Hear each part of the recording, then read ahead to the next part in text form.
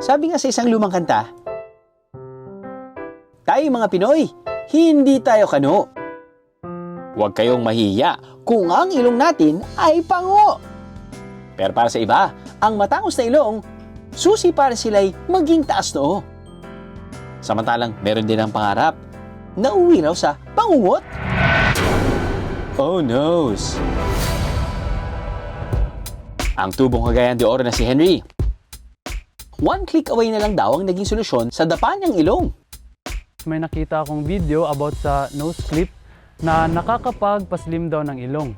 Kaya ayon, nagka-interest ako at napagdesisyonan ko na bumili. So ang iipitin nyo lang sa ilong nyo is yung cartilage na part, hindi yung sa bone. Isang taon nang gumamit siya ng nose clip. Kitang-kita na raw agad ang resulta.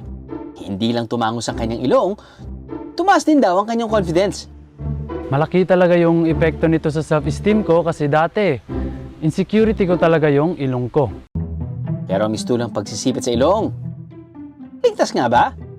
Sa mga bagong gamit like mga nose clip, kasi sabi nila pampatangos ng ilong, wala pang ganun mga studies na ginagamit ang nose clip.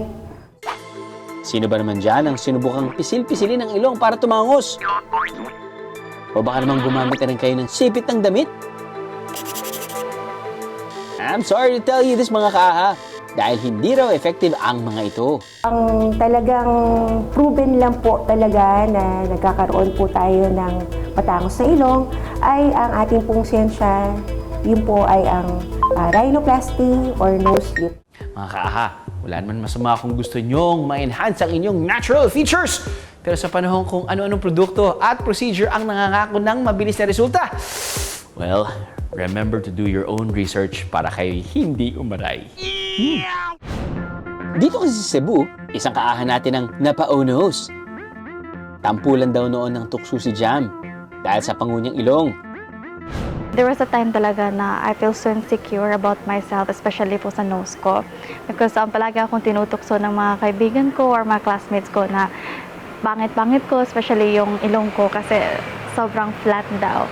Kaya naman ang makaipon ng sapat na halaga, agad siyang kumapit sa pangako ng Hiko nose lift procedure na nakita niya na lang daw online. Bali, ang ginagawa ng threads, no? Naglalagay tayo dito sa tip and then pinapasok natin yung threads doon. So, that's the Hiko threads. And this is not permanent, no?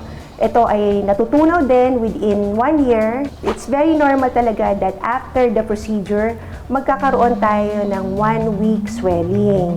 So, in 1 week swelling, pag ito'y nawala, okay na po tayo. Gumagamit dito ng sinulid na gawa sa polydiosanone o PDO. Kaparehas daw ito ng mga sinulid na ginagamit din sa mga medical procedure na kalaunan ay natutunaw o inaabsorb ng katawan over time. I was very happy because sobrang ganda ng pagkagawa at first. Pero matapos ng 2 linggo, si Jam, napaaray na raw. Yung nangyari is may nana na siya. Ang dami na nana. Tapos one day, may lumabas na parang matigas na bagay from my nose. And I realized na it was the thread. Ang ilong kasi ni Jam, nagkaroon na pala ng impeksyon. Dahil sa makapigil hiningang karanasan, natutunan na raw ni Jam ang napakahalagang leksyon. Hindi naman masamang magpa-enhance, basta be ready for possible consequences or results. Taught me a hard lesson, but it taught me na kaya ko palang gumanda and mag-gain ng self-confidence para sa sarili ko. Tandaan mga kaaha, wala namang masama sa pagnanais na magkaroon ng matangos na ilong. Kailangan po mentally prepared ang ating pasyente when it comes to do this kind of procedure. At ang matinding payo ng ating eksperto, Pumunta lang kayo sa clinic na meron pong certified na aesthetic or cosmetic doctor. At make sure lang po na nakapag-research kayo kung sino man ang gagawa sa inyo. And if there will be complications, huwag po kayong matakot na pumunta sa mga clinic na merong doktor.